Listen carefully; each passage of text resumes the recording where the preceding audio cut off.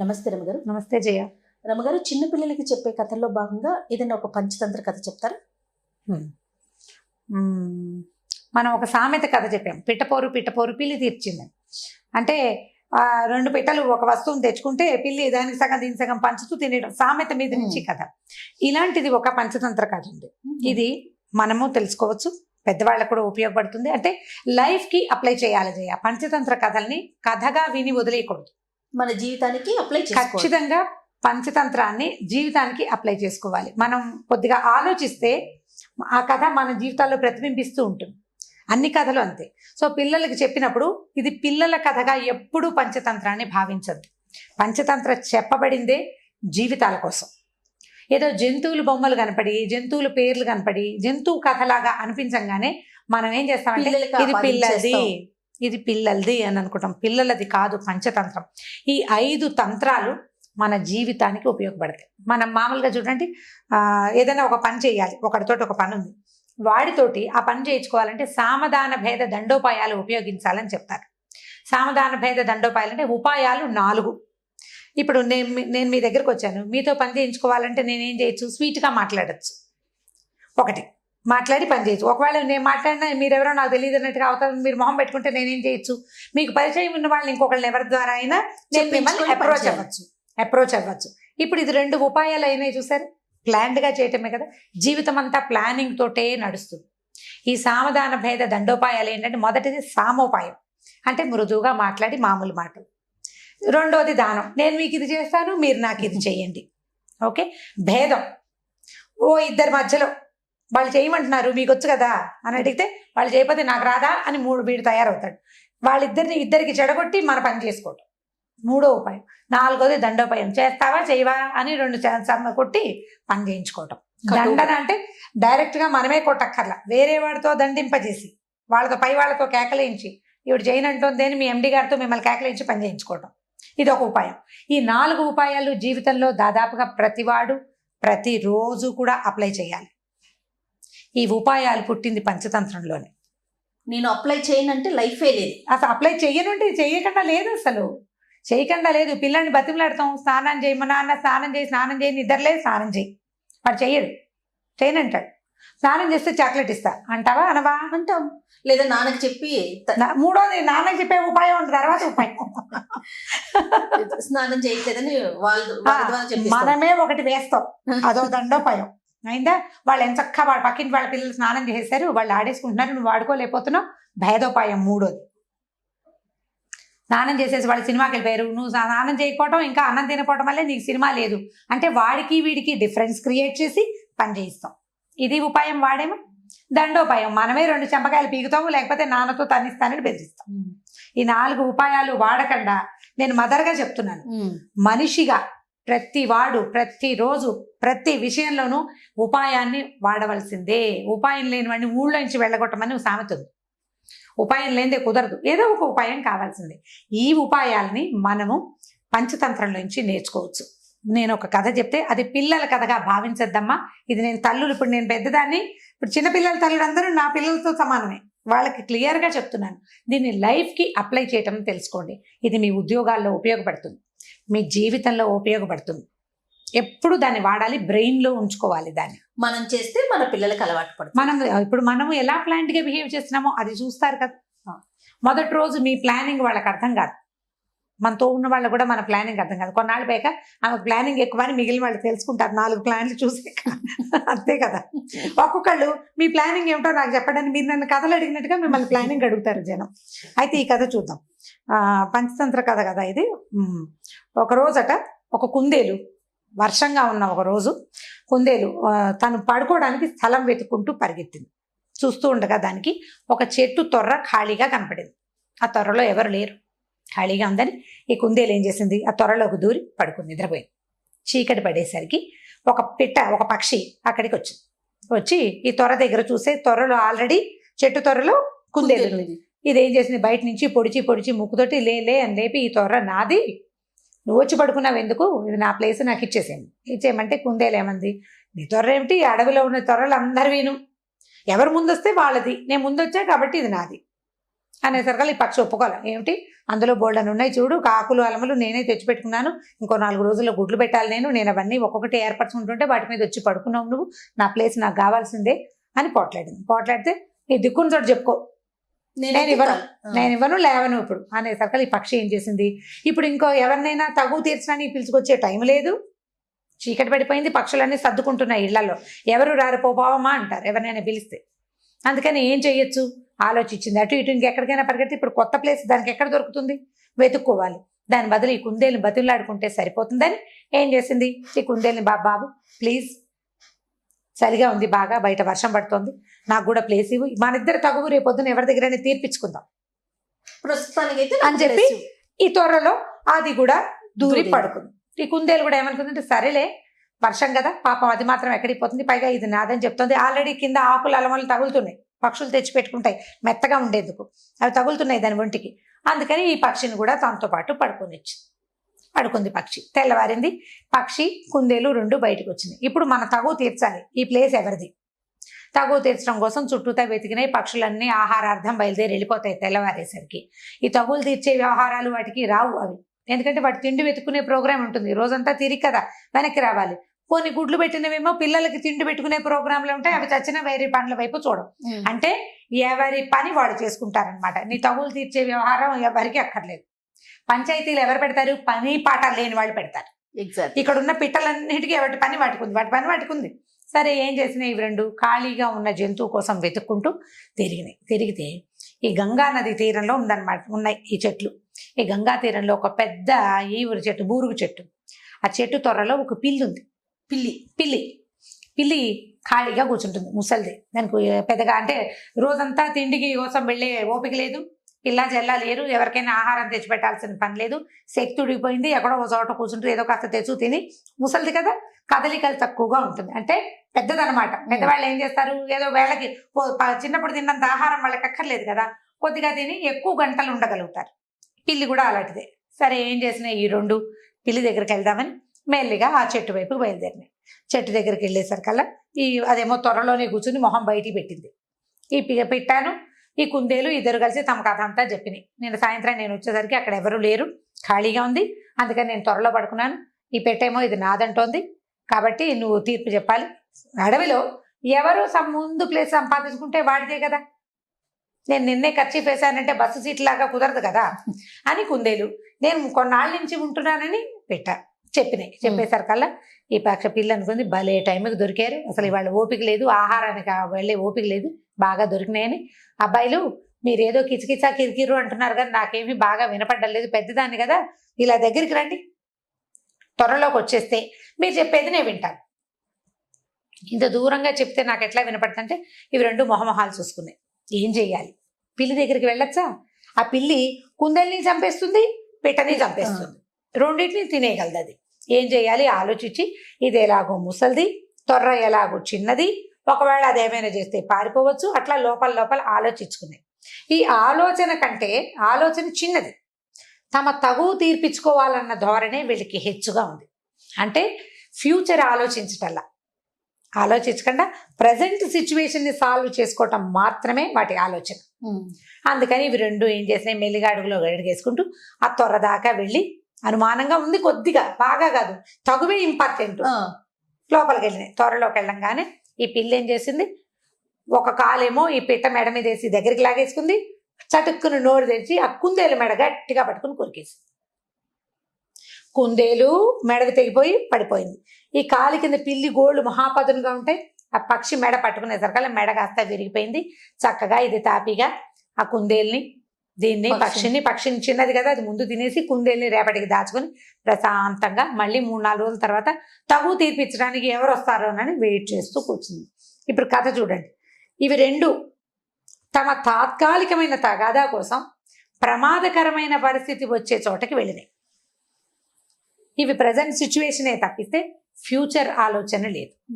దీన్ని పిల్లలకు అప్లై చేద్దాం. ముందు పిల్లలు ఎంతసేపు కొట్లాడుకుంటారు, స్కూల్లో కొట్లాడుకుంటారు, టీచర్ దగ్గరికి వెళ్తారు, 2 పిల్లలు కొట్టుకుని టీచర్ దగ్గరికి వెళ్ళంగానే ఆ టీచర్ ఏదో కేకలేస్తుంది, ఏదో చెప్తుంది, తర్వాత వీడికో నోట్సు వాడికో నోటు రాసేసి ఇంటికి పంపిస్తుంది, పేరెంట్స్ని పిలిపిస్తారు. అదే కాకుండా ఈ పేరెంట్స్ రావడము వీలు కుదిరితే కొంచెం నోరు గల అమ్మలక్కలు అనుకోండి, ఇద్దరు మీ అబ్బాయి చేశాడు అని పొట్టాడుకుని పిల్లలు ఆడుకుంటారు, వీళ్ళు మొహమొహాలు చూసుకోకుండా అవుతారు. ఇదొకటి. అక్కడి నుంచి ఈ టీచర్కి ఎవ్రీ టైం ఏ సిచ్యువేషన్ వచ్చినా వీళ్ళిద్దరు ఎప్పుడు కొట్టుకుంటారనే ఉండిపోతుంది ఇంప్రెషన్. తగాదాలు మనలో మనం తీర్చుకోవాలి. ఇప్పుడు పెద్దవాళ్ళ దగ్గరికి వద్దాం. ఇప్పుడు మనం అందరం అప్లై చేసుకోవాలనుకుంటున్నామా? అవును. భార్య భర్త పోట్లాడుకుంటారు చిన్న విషయానికి, దాన్ని వాళ్లే సింపుల్గా సార్ట్ అవుట్ చేసుకుని ఒకళ్ళు తగ్గి ఇంకొకళ్ళు పెరిగి, వాళ్ళు తగ్గినప్పుడు మనం పెరిగినప్పుడు రెండో వాళ్ళు తగ్గి చేస్తే సర్దుకుపోతుంది. దీన్ని పెద్దది చేసి మూడో వాళ్ళ దగ్గరికి తీసుకెళ్ళామంటే మనం ఫ్యూచర్ ఆలోచించాం. అమ్మ నాన్న అయ్యారనుకోండి, పిల్లల భవిష్యత్తు, పిల్లల జీవితం, ఎంత రోడ్డు ఎక్కుతాం మనం, మళ్ళీ కలిసి ఉండాల్సి వస్తుంది. ఎలాగో మీ మీద ఉన్న బ్యాడ్ ఇంప్రెషన్, వీళ్ళు ఎప్పుడూ కొట్టుకుంటారు అన్నమాట అలాగే ఉండిపోతుంది.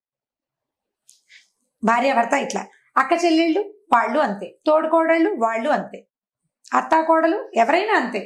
మనం తాత్కాలికంగా వచ్చిన తగాదాన్ని ఇప్పుడు ఆఫీసులో కొలీగ్స్ కూడా అంతే. ఇప్పుడు ఒకే త్వరలో కుందేలు పక్షి సర్దుకుని పడుకున్నాయి. అదే సర్దుబాటు కొన్నాళ్ళు చేస్తే సరిపోతుంది.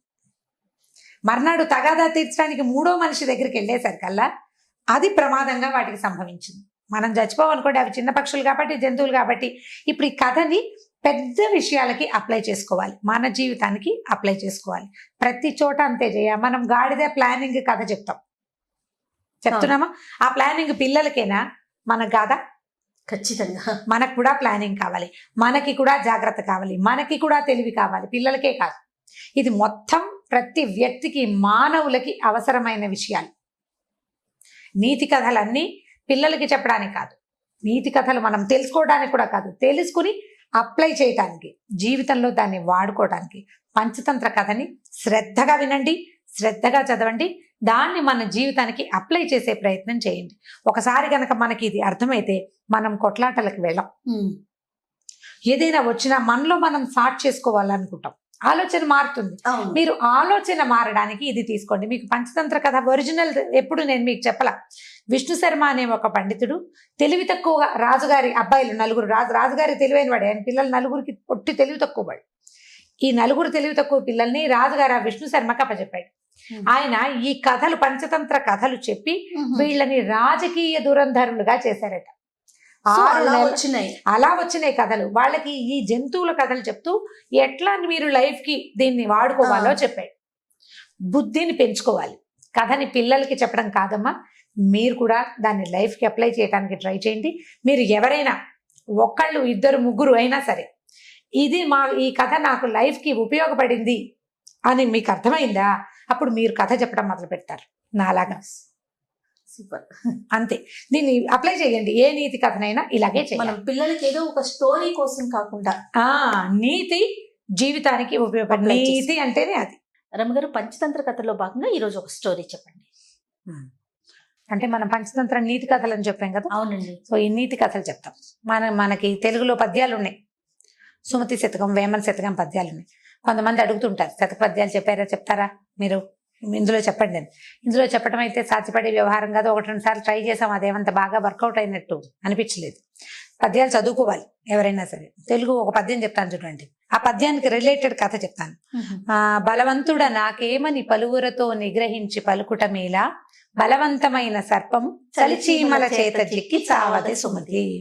అంటే నాకేమిటి అని గనక ఇదిగా ఉంటే నువ్వు దొరికిపోతావు ఎప్పుడో ఒకప్పుడు. ఎందుకంటే ఎంత బలవంతమైన సర్పమైనా చీమలకి దొరికిపోతుంది. ఒక చీమ కొడితే దానికి ఏం అవ్వదు, అన్ని చీమలు కలిసి మీద పడి కొడితే మనకి దేశంలో తిరుగుబాట్లు అవన్నీ కూడా ఇలాగే జరిగినాయి. ఒకడు పోట్లాడతాడు, వాడి వల్ల ఏం కాదు.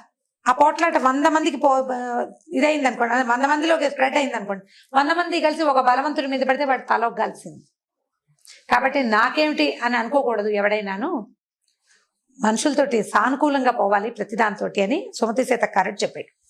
దీనికి దగ్గరగా కాదు కానీ ఇంచుమించుగా ఇలాగే ఉందని చెప్పడానికి వీల్లేదు. ఒక మంచి కథ ఉంది. ఒక పల్లెటూరికి చుట్టుపక్కల ఈ పాత రోజుల కథలు చెప్తాం కదా మనం అన్ని. అడవి దారి ఉందట. దానికి ఆ ఊరికి 2 దారులు ఉన్నాయి. అడవిలో నుంచి ఒక దారి, చెరువు పక్క నుంచి ఒక దారి. అడవిలో నుంచి దారి నిజానికి దగ్గర దారి. చెరువు పక్క అంటే చెరువు పక్క నుంచి కట్ట మీద నుంచి చుట్టుకుని రావాలి. అయినా కూడా ఈ దగ్గర దారిని ఎవరు తీసుకోకుండా ఈ చెరువు చుట్టుపక్కల నుంచి నడిచేవాళ్ళ బోల్డన్ని కిలోమీటర్లు అంటే బోల్డన్ని మైళ్ళు నడవాల్సి వచ్చేది. ఎక్కువ పర్లంగుల దూరం ఉండేది. ఇది తక్కువ, కానీ వచ్చేవాళ్ళు కాదు. ఎందుకు వచ్చేవాళ్ళు కాదంటే మధ్యలో ఒక పెద్ద పుట్ట ఉందట. ఆ పుట్టలో పెద్ద పాము, చాలా పెద్దది. అసలు అది నోరు తెరిస్తే అంటే అది పడగ తెరిస్తే ఇంత పెద్దది, 5-6 చేతులు కలిస్తే ఎంత ఉంటుందో అంత పెద్ద పడగతోటి ఆ పాము బుసలు కొడుతూ కనపడ్డ వాళ్ళ వెంబడబడి హడలు కొట్టేసేది. హడలు కొట్టేసి ఇక ఏం చేస్తారు జనం, దాంతో ఈ దగ్గర దారిని కూడా వదిలిపెట్టేసి ఇప్పుడు పక్క ఊరు నుంచి ఈ ఊరు రావాలంటే అడవుల నుంచి వస్తే 10 నిమిషాల్లో వచ్చేస్తారు. అలా కాకుండా ఇంకో పక్క నుంచి చెరువు పక్క నుంచి అయితే ఆ 30 గంట పడుతుంది. ఈ 5-10 నిమిషాల దూరాన్ని వదిలిపెట్టేసి ఆ 30 గంట దూరాన్నే తిరిగేవాళ్ళు.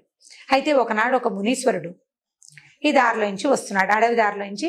అవతల ఊరు నుంచి ఆ పక్కన ఏదో అడవి ఉంది, అందులో నుంచి ఆ ఊరు దాటారు. అక్కడి నుంచి ఈ ఊరు రావడానికి ఈ అడవి దారిలో వస్తుంటే ఈ పాము బుసలు కొడుతూ ఆయన వెంట పడేసరికల్లా ఆయన కేకలేసాడు పామును.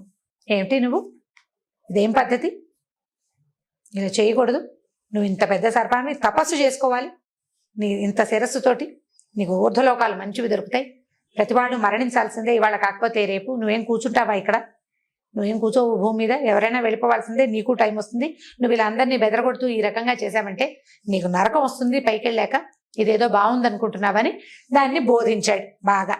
ఆ సర్పానికి బోధించి ఇట్లా మనుషుల్ని కాటేయటము, వాళ్ళని బెదిరించటము, అంటే ఇలా కాటేయటము, మనుషుల్ని హింసించడం మంచి పద్ధతి కాదని, ఆ టైంని సాత్విక ప్రవృత్తితోటి గనక నువ్వు పొందించావంటే రేపొద్దున ఊర్ధ్వగతులు బాగుంటాయని బాగా బోధించాడు. ఆ సర్పం ఇంత పెద్ద మహానుభావుడు ఋషీశ్వరుడు చెప్తున్నాడని సరేనని ఒప్పుకుంది. అయిందా, సరే. ఇలా కొంతకాలం గడిచింది.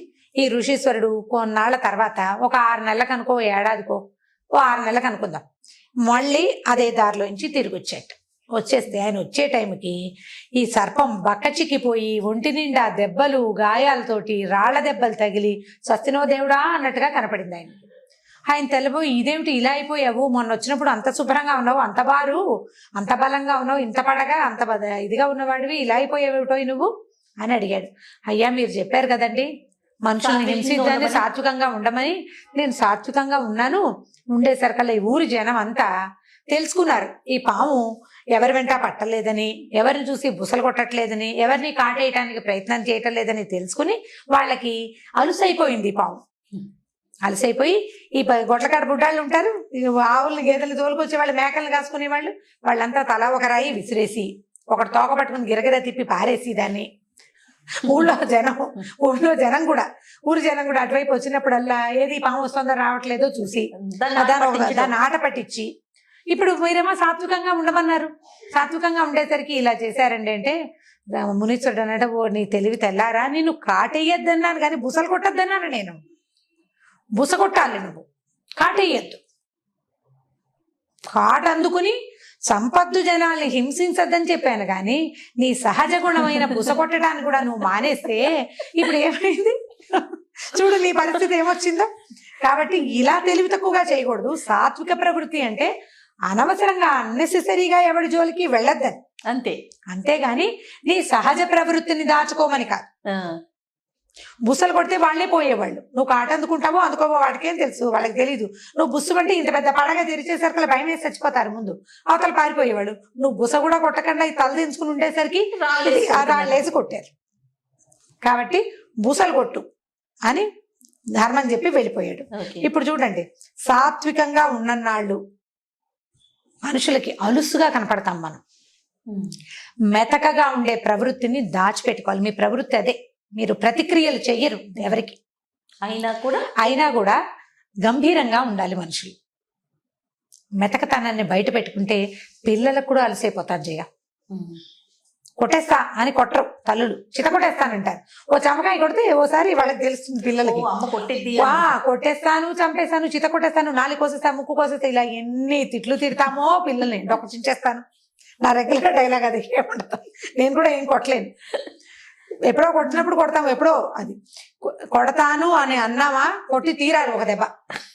కనీసం 10 సార్లు బెదిరించి ఓసారి అయినా కొడితే పిల్లలు చూస్తే వాళ్ళిద్దరిని తిట్టుకుంటారు. అదే ఎవరైనా కానీ, ఇప్పుడు మావాడైతే నువ్వు చేసే పని చెప్తున్నామని చెప్తాడు నాకు. నేను అలాగే ఒక 5-6 సార్లు బెదిరిస్తాను. ఎప్పుడో ఒకరోజు చేతిలో ఉన్నది విసిరేస్తాను. కొట్టడమే, చేతిలో ఉన్నది విసిరేయటమే. నేను నీకు ఇవ్వను అన్నానా ఇక నువ్వు ఏం చేసినా నేను చచ్చినా ఇవ్వను. ఇక పాకెట్ మనీ కట్టండి కట్టే, ఇక నువ్వు అడుగు. పెద్దమ్మ వచ్చినప్పుడు, మామయ్య వచ్చినప్పుడు, మామ నా పాకెట్ మనీ ఇవ్వట్లేదని దొంగ మాటలు వాళ్ళ దగ్గర చెప్పినా సరే, మీరు చావు మీరు చెప్పినా సరే నేను ఇవ్వను, వీడింతే. ఆ మొండితనం మనుషుల దగ్గర ఉండాలి, పిల్లలకి తెలియాలి. ఈ కథ చెప్తోంది అందుకే. పిల్లలకు కూడా చెప్పచ్చు. స్కూళ్ళల్లో ఏం చేస్తారంటే ఈ వీళ్ళ చాతకానితనాన్ని, మెతకతనాన్ని ప్రదర్శించకూడదు, కామ్గా ఉండాలి. ఉండేసరికల్లా బెదురుతారు, నాకు రాదు, నాకు భయం అన్నమాట చెప్పావా అవతల వల్ల కలిసిపోతాం. అందుకని మనం కూడా మెతకతనాన్ని దాచుకోవాలి, దాన్ని చూపించకూడదు.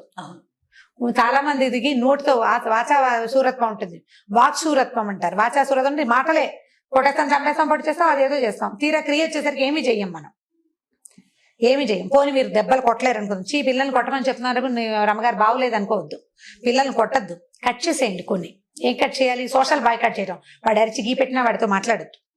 10 సార్లు అడుగుతారు, 10 ప్రశ్నలకు కూడా సమాధానం చెప్పద్దు. నేను నీతో మాట్లాడను ఒక పూట, కొన్ని గంటలు, ఎక్కువ కాదు.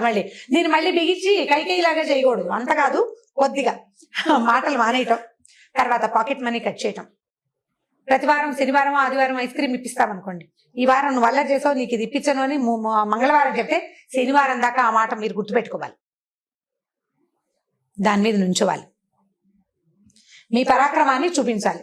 పాము దాని ఒరిజినల్ పరాక్రమాన్ని చూపించాలని ఋషీశ్వరుడు ఎలా చెప్పాడో అలాగే తల్లుల పరాక్రమం పిల్లలకి తెలియాలి. వీళ్ళు ఇలాగే చేస్తారు. అసలు మాట్లాడకుండా ఒక 1 or 2 hours ఉంటే చాలేమో, చాలా ఎక్కువ, ఎంత విలువెళ్ళాయిపోతారు, చాలా ఎక్కువ. కానీ వాళ్ళు మన మీద ప్రయోగిస్తారు, అది చూసుకుని చెయ్యాలి. మనం చేసేమా ఇది మనం ఆవిడెవరో అడిగారు, మనం బ్లాక్మెయిల్ చేస్తే, ఇమోషనల్ బ్లాక్మెయిల్ చేయండి అని చెప్పాము ఒక కథలో. మనం చేస్తే వాళ్ళు అలవాటు చేసుకుని వాళ్ళు చేస్తారేమంటే చేస్తారు. వాడికి అలవాటు అయిపోయేంత ఎక్కువ నువ్వు చేయకూడదు, మనం దొరకకూడదు కదా. తల్లులకి ఎంత తెలివి కావాలి తెలుసా జయ, నిజంగా చాలా తెలివి కావాలి ఎందుకంటే పిల్లలు ప్రచండమైన తెలివితేటలు కలిగిన వాళ్ళు ఉన్నారు ఇప్పుడు, మామూలు తెలివి కాదు అసలు. వాడు నేను చెప్తుంటే 1 day బేబీకి తెలుసు మన సంగతి. మీరు ఎప్పుడు చెప్తారు, కీలరికి వాత పెట్టాలి, అదే కీలరికి వాత పెట్టుకోవాలి. పిల్లలకి దొరకకూడదు, ఏమైనా సరే. పిల్లలకే కాదు చేయ, కెమెరామెన్లు ఇద్దరు మనకేసి చూస్తున్నప్పటికీ మొగుళ్ళకి దొరకకూడదు, అత్తగారులకి దొరకకూడదు, అమ్మకి కూడా దొరకకూడదు. మనం చేసేది దొరికేమా దొరికిపోతాం అంతే. వీళ్ళు ఎవరికి దొరకకుండా ఉండాలంటే మనకి ఎన్ని తెలివితేటలు ఉండాలి. మొదటిది, మనం ఏదో కులాసాగా బద్ధకంగా ఏదో యూట్యూబ్ చూస్తూ ఏదో పని చేస్తూ కాలక్షేపం చేయకూడదు. బ్రెయిన్కి ఎప్పటికప్పుడు పదును పెట్టుకోవాలి. ఆడవాళ్ళు ఎంత తెలివిగా ఉంటే ప్రపంచం అంత బాగుంటుంది. సూపర్ అంతే, మనకు ఉండాలి తెలివి ఖచ్చితంగా. మనం కాదు, ఇప్పుడు మన పని మనిషి ఉంది, పని మనిషి తోటి ఒకలా, మనకి అందరికీ ఉంటాయి జయ ఇవి. పని అమ్మాయి తోటి ఒక రకంగా మాట్లాడతాం, అవునా? పని అమ్మాయితో మాట్లాడినట్టు మనం ఎవరితోటైనా మాట్లాడతామా? మాట్లాడు. అమ్మతో ఒకలా మాట్లాడతాం, అవునా? కూతురు దగ్గరకు వచ్చేసరికి అమ్మ దగ్గర మనం గారాలు పోతాం, పిల్లల దగ్గరకు వచ్చేసరికి వాళ్ళ గారాలు మనం భయపడతాం, వాళ్ళ గారాలకు లొంగిపోవాల్సి వస్తుంది. సో ఇప్పుడు ప్రతి వాళ్ళు ఇన్ని పాత్రలు పోషిస్తూనే ఉంటారు. ఇప్పుడు అందరితోటి ఈ ప్లే చేసేటప్పుడు ప్రతిసారి తెలివిగా ప్లే చేయండి. ఋషీశ్వరుడు చెప్పాడు, పరాక్రమాన్ని చూపించద్దు కానీ నీ రకాన్ని చూపించు, నీ సంగతి చూపించు. నీకు పడగుంది, ఫోర్లు ఉన్నాయి, నీకు విషం ఉంది, నువ్వు ఎప్పుడైనా కాటేయగలవు. ఆ భయం ఉండాలి అవతల వాళ్ళకి. సో ప్రతి స్త్రీ నేర్చుకో, ప్రతి తల్లికి ఈ తెలివితేటలు ఖచ్చితంగా ఉండవలసిందే. పాము కథ చెప్పి మమ్మల్ని పాములాగా మారమంటారంటే పాముకి లాగా మారమంటలేదు. ఋషీశ్వరుడు చెప్పింది నువ్వు కాటు వెయ్యొద్దు, నీ ఒరిజినల్ నేను ఇది చెయ్యగలను అని చూపించాలి. చూపిస్తే అందరూ కంట్రోల్లో ఉంటారు, ప్రపంచం అంతా మన గుప్పెట్లోకి ఉంటుంది. అప్పుడే మనం సరిగ్గా చేయగలుగుతాం. అప్పుడే మన ఆఫీసుల్లో కూడా ఆఫీసుల్లో ఇంతే, మనం వర్క్ ప్లేసుల్లో ప్రతి చోట మన అస్తిత్వాన్ని మనం నిలబెట్టుకోవాలంటే తెలివిగా వ్యవహరించాలి. మెతకతనాన్ని ప్రదర్శించకూడదు, దాన్ని దాచుకోవాలి. మనం మెతకైనా కూడా దాన్ని చూపించకూడదు, గంభీరంగా ఉండటం నేర్చుకోవాలి. థ్యాంక్ యూ సో మచ్ రమ్మగారు. ఓకే, మంచి వ్యాలిడ్ పాయింట్స్ వచ్చాయి అనిపిస్తుంది అంటే మీకు పాయింట్లు. సరే, దీంట్లో ఎన్ని కామెంట్లు వస్తాయో చూడాలి, చూద్దాం. రమ్మగారు, పంచతంత్ర కథలు అనగానే పిల్లలు చాలా ఇంట్రెస్ట్ చూపిస్తారు, అందులో ఒక నీతి కూడా ఉంటుంది. సో ఈ రోజు ఒక పంచతంత్ర కథ చెప్పుకుందామండి. ఎవరితో ఫ్రెండ్షిప్ చేయాలి అనే దాని మీద ఒక కథ చెప్తాం. అయితే ఇది చాలా పాత కథ ఇది ఫెమిలియర్ కథ అవ్వడానికి కూడా అవకాశం ఉంది. చాలా మందికి తెలుసుంటుంది ఈ కథ. మీకు తెలుసో లేదో మరి. అంటే ఇప్పుడు వ్యక్తులు తమలాంటి ఇవి ఉన్న వాళ్ళే, అంటే ఒకటే జాతి వాళ్ళతో స్నేహం చేయాలి, ఒకటే కులం వాళ్ళతో, కులం అనకూడదు దీన్ని, ఈ కులం బ్యాడ్ వర్డ్, సేమ్ మనలాంటి వాళ్ళతో, కమ్యూనిటీ అంటే ఒకే తెగకి చెందిన వాళ్ళతోటి స్నేహాలు చేయాలి. వేర్వేరు తెగల వాళ్ళతోటి స్నేహం చేసినప్పుడు అప్పుడప్పుడు ఎక్కువగా అది ఫెయిల్ అవ్వడానికి అవకాశం ఉందని చెప్పే పంచతంత్ర కథ ఇది. అయితే ఈ పంచతంత్ర కథలు చెప్పే నాటికి ఇది చాలా పురాతనమైన పద్ధతి కదా, 500-600 సంవత్సరాల క్రితం కథలు ఇవి. అప్పటికి మనుషుల్లో కూడా ఇలాంటి జాతి వ్యవస్థ అది స్పష్టంగా ఉందో లేదో మనకి పెద్దగా అవగాహన లేదు. కుల వ్యవస్థ ఖచ్చితంగా ఉంది, చాతుర్వర్ణాలు ఎవరి పని వాళ్ళ నుంచి వాళ్ళు చేసుకునే విధానం ఉన్నదే అన్నమాట. అలాంటప్పుడు రాజుగారి అబ్బాయిలకి విష్ణు శర్మ చెప్పిన కథలు ఇవి. 4 రాజకుమారులకి చెప్పారు. అయితే ఎవరితో ఫ్రెండ్షిప్ చేయాలంటే మంచి చెడు తెలుసుకుని స్నేహం చేయాలి, మూర్ఖులతోటి స్నేహం చేయకూడదు. తర్వాత మన స్వజాతి కానివాడు, అంటే ఒక శాకాహారి మాంసాహారి స్నేహం చేయకూడదన్న నీతి కూడా అందులో ఉంది. ఈ శాకాహారి మాంసాహారి అంటే జంతువుల్లో ఉంటాయి కదా, కొన్ని జంతువులు శాకాహారులుగానే ఉంటాయి. పెద్దదైన ఏనుగు ఒట్టి ఆకుల అలవలు తిని బతుకుతుంది. దానికి అంత శరీరం ఎలా పెరుగుతుందో ఆకుల అలవలతోటి మనకి తెలుసు, దాని పుటకే అది. కోతులు మంకి అవన్నీ కూడా శాకాహారులు, లేళ్ళని ఇవన్నీ. ఇప్పుడు మాంసాహారులు అనేసరికల్లా నీళ్లలో ఉండేవి మాంసాహారులే, పక్షులన్నీ మాంసాహారులే, పెద్ద జంతువులు అంటే నక్క తోడేలు లాంటి సాధారణ జంతువుల నుంచి హైనాలు ఇవి కాకుండా పులుడు సింహాలు మాంసాహారు, ఇవన్నీ మాంసాహారులు. ఇప్పుడు ఒక మాంసాహార జంతువు ఒక శాకాహార జంతువు స్నేహం చేస్తే మాంసాహార జంతువు వల్ల శాకాహార జంతువుకి సమస్య రావచ్చు అని చెప్పే కథ అన్నమాట ఇది. ఇదేంటంటే ఒక కోతట ఒక చెరువు పక్కన ఉన్న, ఒక నది పక్కన ఉన్న మామిడి చెట్టు మీద ఉండేది. మామిడి చెట్టు మీద హాయిగా రోజు ఏవో, అంటే సీజన్లో ఎండాకాలంలోనే కదా మామిడి పళ్ళు వచ్చేది, అది మార్చి నుంచో మొదలవుతాయి. ఈ నదుల పక్కన ఉన్న చెట్లు త్వరగా పూస్తాయి, అంటే ఎక్కువ కాలం ఫలిస్తాయి. పుష్పించడము తొందరగా ఉంటుంది, ఫలించడము ఎక్కువ కాలం ఉంటుంది, ఈల్డ్ ఎక్కువ ఉంటుంది కదా నీటి ఇవక ఉండేసరికి. అయితే ఈ మామిడి చెట్టు మీద ఉండే కోతి అది మార్చి నుంచి, అంటే మనకి ఇక్కడ పచ్చకాయలు వచ్చే టైంకి దానికి పళ్ళు వచ్చేసేవి. ఆ పళ్ళు తింటూ ఉండేది మార్చి నుంచి, అట్లా ఎండాకాలం వెళ్ళేదాకా, మళ్ళీ ఇంచుమించు ఆషాఢం శ్రావణం వచ్చేదాకా మామిడి పళ్ళు తినేది. అయితే ఇది మామిడి పళ్ళు సగం తిని పడేసి ఒక పండు వస్తుంటే రెండో పండు కింద పడిపోయి నది మొదట్లో నది ఒడ్డున పడుతుండేవి. ఆ నదిలో ఒక మొసలి ఉండేదట.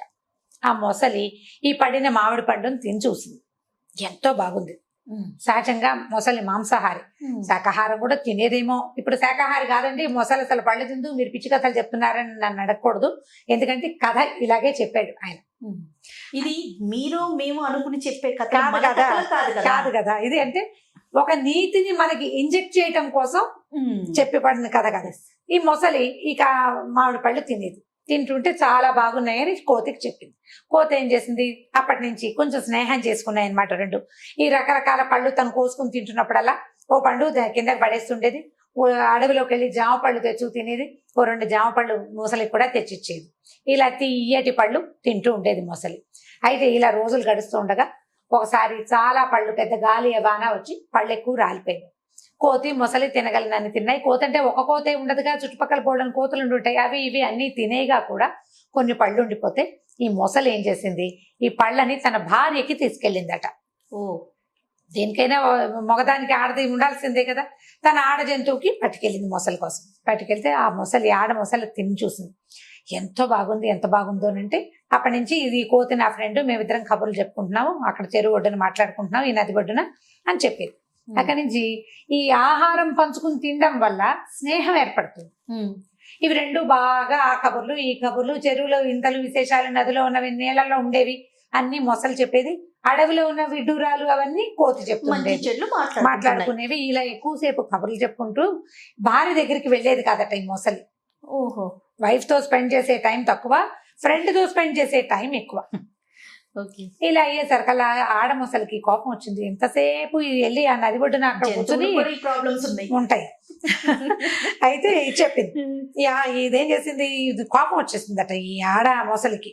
ఇది ఎంతసేపు అక్కడ మాట్లాడుతుంది, నా దగ్గరికి రావటం లేదు వీడని చెప్పేసి ఏం చేసిందంటే ఈ మొసలికి ఏం చెప్పింది, నువ్వు ఎంత తియ్యటి పళ్ళు తెస్తున్నావు, నీకు ఇంత తియ్యటి పళ్ళు ఇచ్చే నీ ఫ్రెండ్ ఉన్నాడు చూడు, వాడు ఎంత గొప్పవాడు, వాడే ఇస్తాడు పళ్ళు, ఎందుకంటే నువ్వు కోసుకోలేవు కదా చెట్టుకి.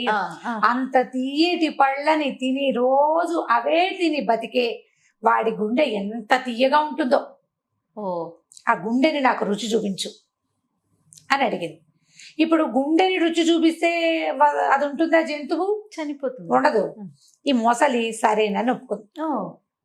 బుర్ర లేదు దానికి. అది సరే, భార్య 2 సార్లు 3 సార్లు ఆ కోతి గుండె కోసం అడుగుతూనే ఉండేది, తీసుకురావా అంటే ఈసారి అని కొన్నాళ్ళు నడిచింది.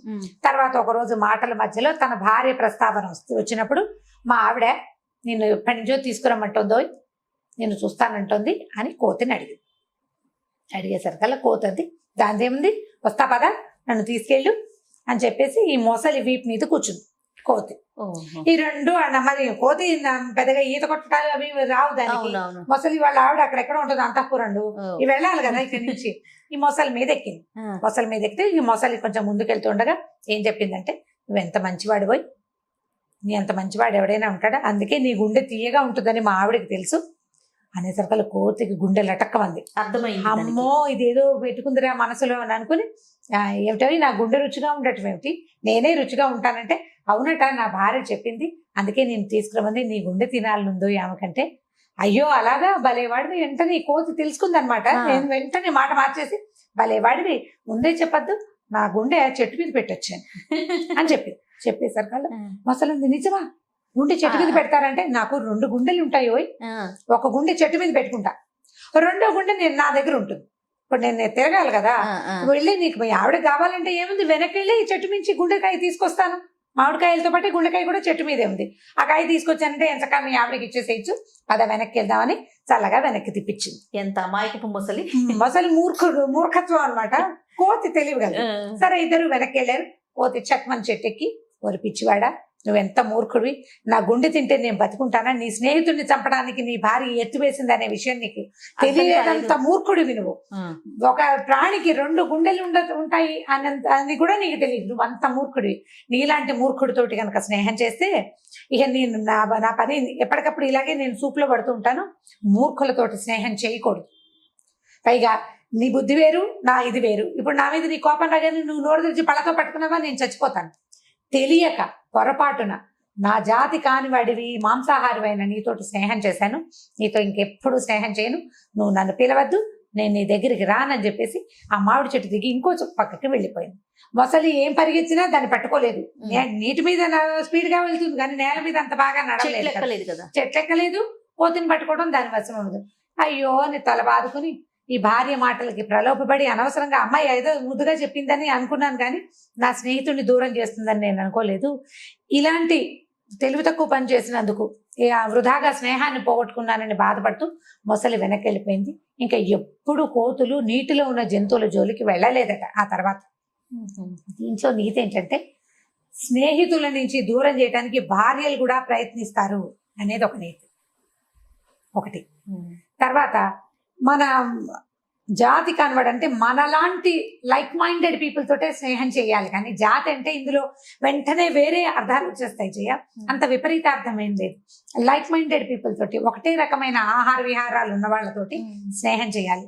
ఇప్పుడు మనం చూడండి, ఈ ఇంటర్నెట్ లో ఫ్రెండ్షిప్, ఇప్పుడు ఫేస్బుక్ ఫ్రెండ్షిప్ చేస్తారు. ఈ ఇండియాలో ఉన్న అమ్మాయి ఫారెన్ లో, సౌదీ అరేబియాలో ఎక్కడో ఉన్న అబ్బాయి, వీళ్ళిద్దరికి ఫ్రెండ్షిప్. వాడు ఏదో చెప్తాడు, నాకు 30,000 కావాలి, 25 లక్షలు కావాలి, 20 లక్షలు, 5 లక్షలు కావాలంటే వాళ్ళని నమ్మి అకౌంట్లలో వేసేస్తున్నారు డబ్బులు. అవునండి. ఇప్పుడు వాడెవరో జాతి, నేనెవరో జాతి అనే ఇంగితం ఉండడం లేదు. ఇప్పుడు మన దగ్గర లోకల్ జాతుల గురించి కాకుండా ఇలా విపరీతపు జాతుల గురించి జాగ్రత్త పడాలి కదా, జాగ్రత్త పడాలా. సో ఇలాంటి వాటిని స్నేహం చేసేటప్పుడు ఎలాంటి వాళ్ళతోటి స్నేహం చేయాలి. పైగా ఆల్రెడీ దెబ్బతిన్న వాళ్ళని మనం పేపర్లలో చూస్తాం, మన యూట్యూబ్ ఛానల్స్ లో కూడా కనపడుతుంటాయి. అసలు సోషల్ మీడియాలో ఒక పెద్ద దుమారం లాగా రేగుతుంది. అవునండి. మళ్ళీ అదే పని ఎందుకు చేస్తారో జనాలు అర్థం కాదు. మళ్ళీ అవే పని చేస్తారు. ప్రతి వారం 10 రోజులకు ఒకసారి ఓ అబ్బాయి మోసపోయాడు లేదా ఓ అమ్మాయి మోసపోయింది దూరపు స్నేహాల వలన. ఫేస్బుక్ లో ఫ్రెండ్షిప్, ఫేస్బుక్ లో నాకు వచ్చింది, ఎవరో వచ్చారు, ఓ రిక్వెస్ట్ పెట్టాం, ఓకే అన్నాం, బాగానే ఉంది. ఎందుకు ముందుకెళ్తావు, వాడు ఏదో పెట్టాడు బాగుందను, దాని మీద ఎందుకు ముందుకెళ్తావు, ఎందుకు ముందుకెళ్ళాలి? నీకు ఇంకా మాట్లాడడానికి మనుషులు లేరా? మెషిన్లతోటి ఎందుకు మాట్లాడాలి? ఎప్పుడు ఫోన్లోనో లేకపోతే ట్యాబ్తోనో కంప్యూటర్తోనో ల్యాప్టాప్తోనో ఉంటే మనం మానవ సంబంధాలని మెషిన్ల ద్వారా ముందుకు తీసుకెళ్లేసరికి మనకి తెలియకుండా పోతుంది.